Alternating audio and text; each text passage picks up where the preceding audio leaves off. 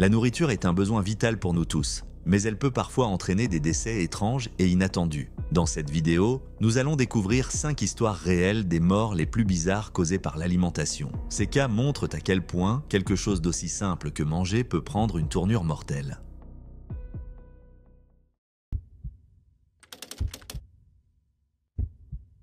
Nous sommes le 5 octobre 2020 dans la ville de Jixi, au nord-est de la Chine. Une famille de 12 personnes se réunit pour le petit déjeuner, une matinée ordinaire en apparence. Ils préparent du Swan Tangzi, un plat local à base de nouilles de farine de maïs fermentée. Ces nouilles avaient été fabriquées un an plus tôt et conservées au congélateur. En les décongelant et en les réchauffant ce matin-là, personne ne se doutait du drame qui allait suivre. 9 membres de la famille mangent le Swan Tangzi, tandis que 3 autres, plus jeunes, refusent d'en manger après avoir remarqué un goût étrange.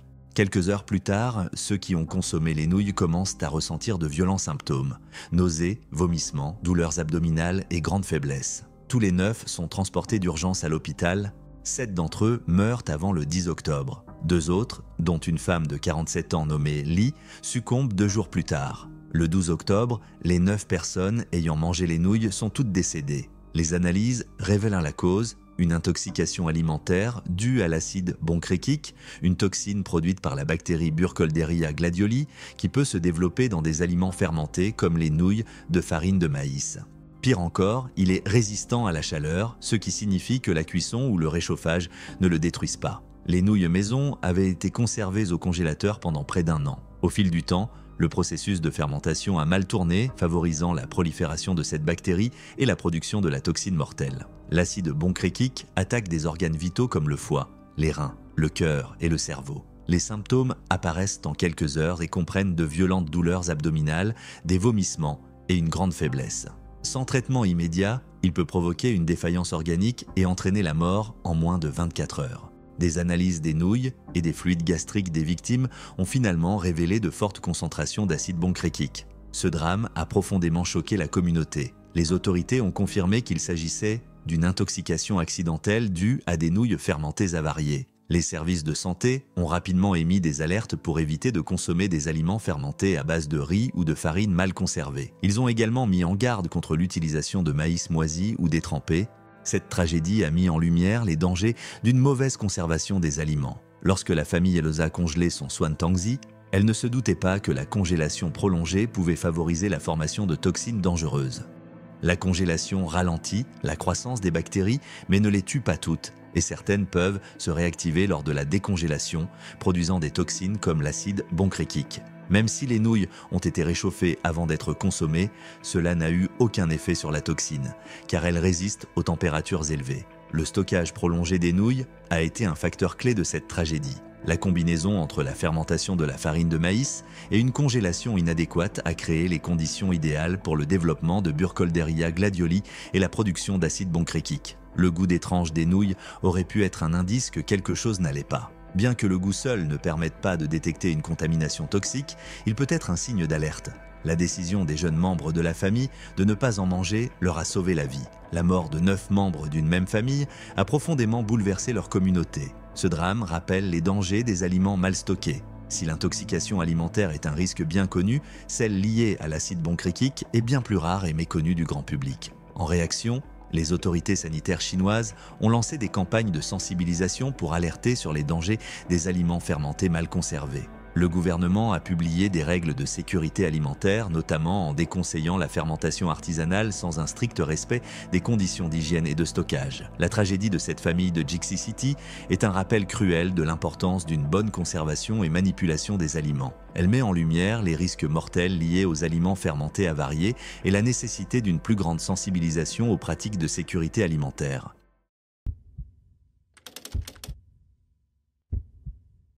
Le 19 septembre 2008, à Edlington, dans le South Yorkshire, en Angleterre, Andrew Lee, un cariste de 33 ans, passait une journée ordinaire entouré de ses proches. Andrew était passionné de cuisine et aimait expérimenter avec des saveurs audacieuses et épicées. Ayant récemment passé un examen médical complet, il était en parfaite santé et plein d'énergie. Mais ce jour-là, sa passion pour les plats relevés allait prendre une tournure tragique. Andrew, qui rêvait de devenir chef, adorait se lancer des défis avec des piments toujours plus forts. Ce jour-là, son père lui offrit des piments rouges cultivés maison. plutôt que de les utiliser dans une recette classique, Andrew décida d'en faire un défi entre amis. Il défia Michael, le frère de sa petite amie, de concocter la sauce la plus épicée possible. Confiant, Andrew prépara une sauce extrêmement relevée et l'incorpora dans un plat de pâtes. Tout en plaisantant, il mangea une assiette entière et lança le défi à Michael d'en faire autant. L'ambiance était légère et Andrew plaisantait sur la puissance du piment.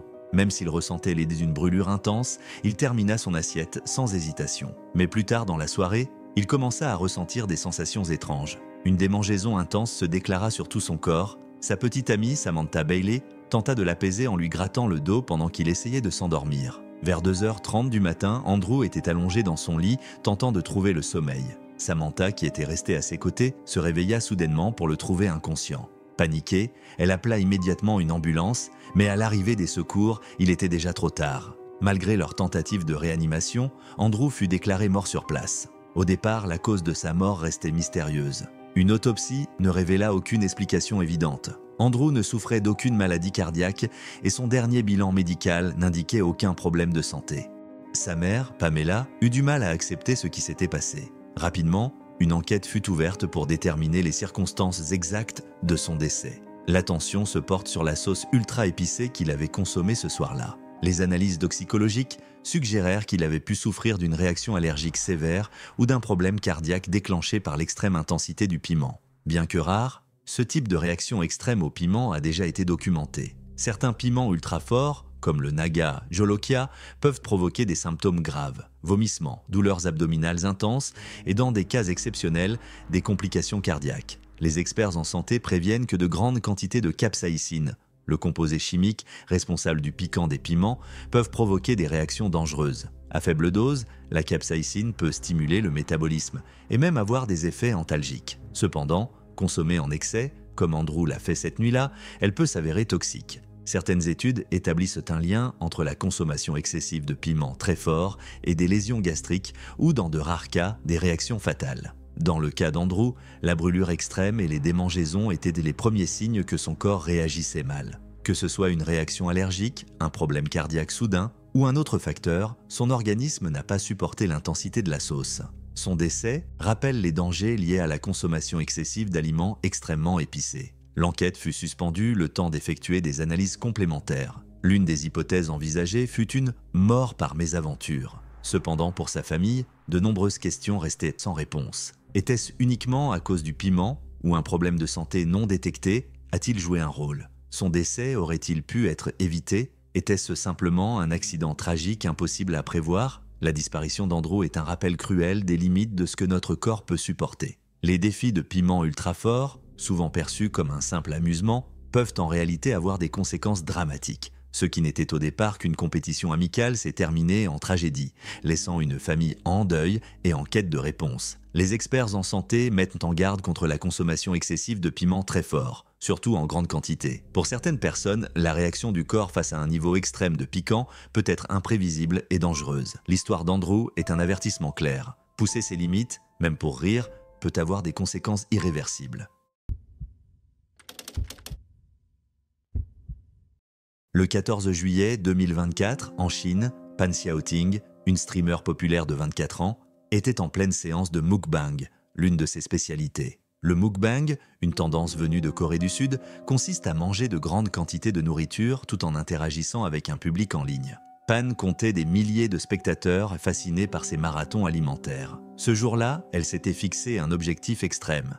Ingérer 10 kg de nourriture, incluant des fruits de mer, des nuggets de poulet et un gâteau au chocolat. Mais ce stream allait être son dernier. Pan avait commencé le mukbang au début de la vingtaine.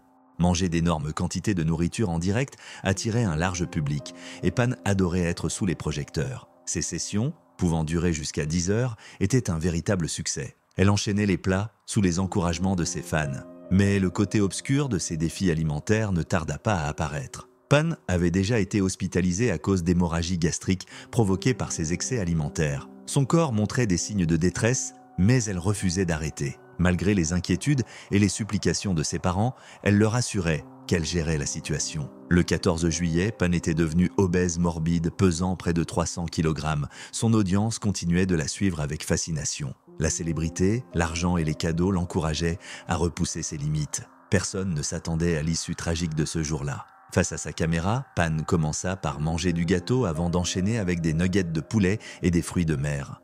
Puis, soudainement, Pan s'effondra. Ses spectateurs, choqués, assistèrent impuissants à sa détresse visible. Certains tentèrent de prévenir les secours à distance, mais il était déjà trop tard. Pan perdit la vie en direct et le stream continua quelques instants avant que la plateforme ne le coupe. Ses fans étaient dévastés et la nouvelle de sa mort se répandit rapidement dans les médias. L'autopsie révéla l'ampleur des dégâts. Son estomac, gravement déformé, était plein d'aliments non digérés. L'excès de nourriture aurait provoqué une rupture gastrique, entraînant une fuite d'acide et de nourriture dans son abdomen, causant des complications fatales. Les médecins confirmèrent que son mode de vie extrême était directement responsable de son décès. Sa disparition déclencha une vague d'indignation et de débat. Beaucoup remirent en question les dangers du mukbang et des tendances similaires. À l'origine, le mukbang visait à combattre la solitude, en offrant aux spectateurs un moment de partage autour de la nourriture. Mais il était devenu un spectacle d'excès. Pour Pan, ce qui n'était qu'un simple métier s'était transformé en obsession, lui coûtant la vie. Le phénomène mukbang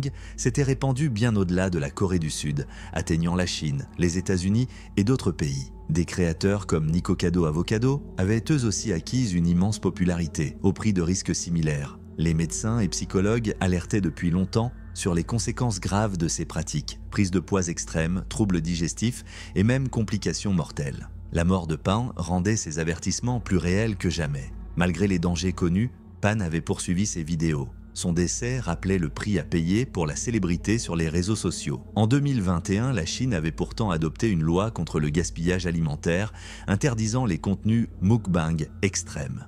Mais Pan avait trouvé le moyen de contourner ces règles et avait atteint le sommet de sa gloire jusqu'à la tragédie. L'affaire souleva aussi des questions éthiques. Était-il raisonnable de mettre sa santé en péril pour du divertissement ? Ce qui devait être un moment de partage était devenu une pratique dangereuse et destructrice. L'histoire de Pan met en lumière les pressions extrêmes auxquelles sont soumis les influenceurs. Les contenus toujours plus sensationnels attirent la célébrité et l'argent, poussant de nombreux créateurs à repousser leurs limites. Mais la fin tragique de Pan démontre le coût réel de ces excès. Si elle avait pris sa santé au sérieux, si le mukbang n'avait jamais pris une telle ampleur, aurait-on pu éviter ce drame si notre société ne glorifiait pas autant l'excès ? La mort de Pan Xiaoting est un avertissement cruel sur les dangers de la célébrité en ligne. Son histoire pose la question des limites du corps humain et du poids d'une culture qui récompense les comportements extrêmes. Il est essentiel de réfléchir aux conséquences derrière ces vidéos. Car Pan n'était pas seulement une créatrice de contenu, elle était une jeune femme victime de son succès.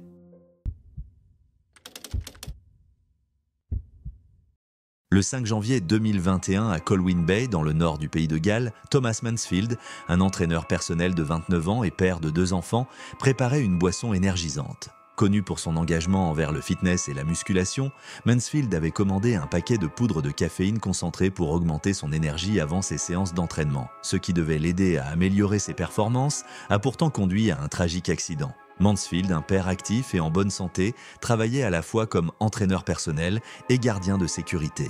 Il était également un mari dévoué à Susanna et un père attentionné pour leurs 2 enfants, Tommy et Millie. Ce jour-là, il prépara une boisson en utilisant de la poudre de caféine d'une entreprise nommée Blackburn Distributions. La portion recommandée allait de 60 à 300 mg, mais la poudre n'était pas fournie avec une cuillère doseuse. Mansfield dut donc se fier à une balance numérique qui ne mesurait que des poids à partir de 2 grammes. À cause de cette limitation, il ajouta sans le savoir une quantité bien trop élevée de caféine dans sa boisson, plusieurs grammes au lieu de quelques milligrammes. Cette quantité était jusqu'à 7 fois plus élevée que la dose sécuritaire. Après avoir consommé la boisson, il se plaignit de palpitations cardiaques et s'agrippa la poitrine en douleur. Quelques instants plus tard, il commença à mousser de la bouche. Susanna, paniquée, courut à l'extérieur pour demander de l'aide et appela les services d'urgence. Les paramédics arrivèrent rapidement et firent tout ce qu'ils pouvaient pour le sauver, utilisant un défibrillateur pour relancer son cœur. Mansfield fut transporté à l'hôpital East Beatty Glen Clwyd, où il fut déclaré mort dans l'après-midi. Une autopsie confirma que la cause de sa mort était une toxicité à la caféine. Les tests montrèrent que le sang de Mansfield contenait 392 mg de caféine par litre, près de 5 fois la dose létale. Pour vous donner une idée, la quantité de caféine qu'il avait ingurgitée correspondait à environ 200 tasses de café.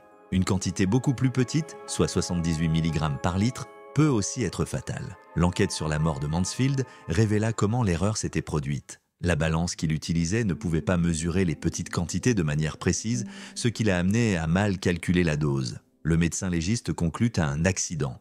L'entreprise qui vendait la poudre, Blackburn Distributions, ne fut pas tenue responsable, mais l'incident souleva des préoccupations concernant la sécurité des suppléments de caféine concentrés. Après la mort de Mansfield, l'entreprise modifia son emballage pour inclure une cuillère doseuse et des instructions plus claires. Cependant, la tragédie lança des avertissements de la part de l'Agence de la sécurité alimentaire et de Food Standard Scotland. Les deux agences encouragèrent les consommateurs à faire preuve de la plus grande prudence lors de l'utilisation des suppléments de caféine, insistant sur l'importance de mesures précises et de bons outils. Elles en mirent également en garde contre le dry scooping, une pratique dangereuse consistant à consommer la poudre directement sans la mélanger avec de l'eau, ce qui augmente le risque de surdose. La caféine est un stimulant largement utilisé, mais en excès, elle peut entraîner des conséquences graves. À des doses modérées, elle peut causer de l'agitation, de l'anxiété et des troubles du sommeil. À des doses extrêmes, comme celle que Mansfield a ingérée, elle peut provoquer des palpitations cardiaques, des convulsions et même des issues fatales. Pour la famille de Mansfield, la perte fut dévastatrice. Sa femme Susanna exprima sa douleur profonde sur les réseaux sociaux, disant qu'elle avait du mal à rester forte pour leurs enfants. Elle parla de son amour pour lui, un amour qu'elle considérait plus grand que tout ce qu'elle pourrait ressentir pour qui que ce soit d'autre. L'histoire de Mansfield fut un réveil pour la communauté du fitness et tous ceux qui utilisent des suppléments de caféine. Elle mit en lumière les dangers des poudres concentrées, surtout lorsqu'il n'y a pas d'outils de mesure appropriés ou qu'ils ne sont pas utilisés correctement. Même de petites erreurs de calcul peuvent avoir des conséquences gravissimes. Cet incident souleva également des questions sur la responsabilité des entreprises de suppléments. Des avertissements plus clairs et des emballages plus sûrs devraient-ils être obligatoires ? Combien de consommateurs ignorent les risques que ces produits comportent ? La mort de Mansfield nous rappelle que même des substances considérées comme sûres en quantité modérée peuvent devenir dangereuses si mal utilisées. Près de 4 ans après la tragédie, la famille de Mansfield continue de vivre avec la douleur de sa perte. Son histoire demeure un avertissement pour tous ceux qui utilisent des suppléments de performance. La caféine peut sembler inoffensive, mais sous sa forme concentrée, elle peut être dangereuse si elle n'est pas manipulée avec précaution. Cet accident tragique nous rappelle l'importance de suivre les consignes de sécurité et de comprendre les risques liés à la consommation de ces produits.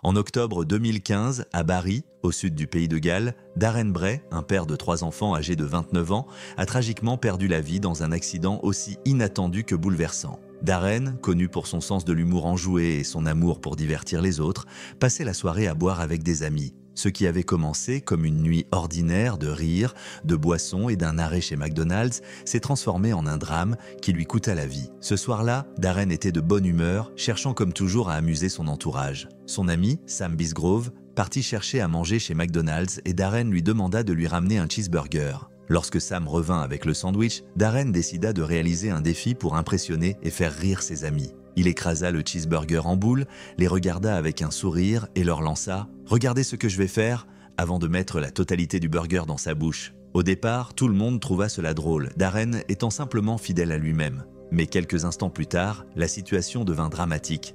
Le visage de Darren devint bleu et il se mit à tousser violemment. Il ne pouvait plus respirer. Comprenant immédiatement la gravité de la situation, Sam tenta de l'aider en lui frappant dans le dos pour déloger le morceau de nourriture, mais rien n'y fit. Amy Bennett, la petite amie de Sam, était également présente ce soir-là. Elle décrivit la scène comme choquante et déchirante. Personne ne s'attendait à ce qu'une blague apparemment anodine tourne aussi mal. Voyant Darren inconscient, Sam appela immédiatement les secours. Les paramédics arrivèrent rapidement et pratiquèrent une réanimation cardio-respiratoire, mais il était trop tard. Darren Bray fut déclaré mort sur place. Une autopsie révéla plus tard qu'un énorme morceau de nourriture, mesurant environ 8 cm sur 5, obstruait complètement sa trachée, l'empêchant totalement de respirer. La docteure Rhiannon Trefor, la pathologiste en charge de l'examen, expliqua qu'une obstruction de cette ampleur avait entraîné la mort quasi immédiate. Une enquête sur le décès de Darren fut menée au tribunal du coroner de Cardiff. Il fut établi que Darren avait consommé de l'alcool ce soir-là, mais son taux d'alcoolémie, environ 1,5 fois la limite légale pour conduire, n'était pas assez élevé pour entraîner une altération grave de ses facultés. L'assistant du coroner, Christopher Woolley, classa officiellement sa mort comme une mort accidentelle. Ce terme est utilisé lorsque quelqu'un meurt des conséquences involontaires d'un acte risqué. Dans le cas de Darren, sa tentative d'avaler un cheeseburger en une seule bouchée s'était transformée en une erreur fatale. La nouvelle du décès soudain de Darren bouleversa ses amis, sa famille et toute la communauté. Il fut souvenu comme un père aimant. Parmi ceux qui furent le plus touchés par sa perte figurait son ami d'enfance Lee Selby, un boxeur professionnel. Lee et Darren avaient grandi ensemble à Barry. Et plus tard cette année-là, lorsque Lee remporta le championnat IBF des poids plumes, il dédia sa victoire à Darren. C'était sa manière d'honorer la mémoire de son ami, qui comptait tant pour lui. Bien que la mort de Darren fût une perte dévastatrice, elle servit aussi de mise en garde. Beaucoup de gens prennent des risques pour s'amuser ou impressionner leurs amis sans réaliser à quel point les choses peuvent vite dégénérer. Ce que Darren pensait être un simple défi amusant s'est soldé par un drame inimaginable. Ses proches furent tentés par des questions douloureuses. Et si quelqu'un avait réagi plus vite? Et si les secours étaient arrivés quelques minutes plus tôt? Et s'il avait simplement mangé son burger normalement? Ces interrogations ne faisaient que rendre la tragédie encore plus difficile à accepter. La famille et les amis de Darren furent amenés à réfléchir à l'homme qu'il était et à l'héritage qu'il laissait derrière lui. Ceux qui l'avaient connu le décrivaient comme un homme au grand cœur, qui aimait sa famille et qui vivait pour faire sourire les autres. Mais sa mort tragique est un rappel cruel de la fragilité de la vie. Un simple cheeseburger, un aliment anodin que des millions de personnes mangent chaque jour sans y penser, fut à l'origine d'un accident dévastateur. L'histoire de Darren Bray est une leçon poignante sur les dangers des comportements à risque, en particulier lorsque l'alcool est en jeu. Même les gestes qui semblent innocents sur le moment peuvent avoir des conséquences irréversibles. Sa mort a laissé une marque indélébile sur ceux qui l'ont connu et constitue un avertissement. Réfléchissez à 2 fois avant de prendre des risques inutiles.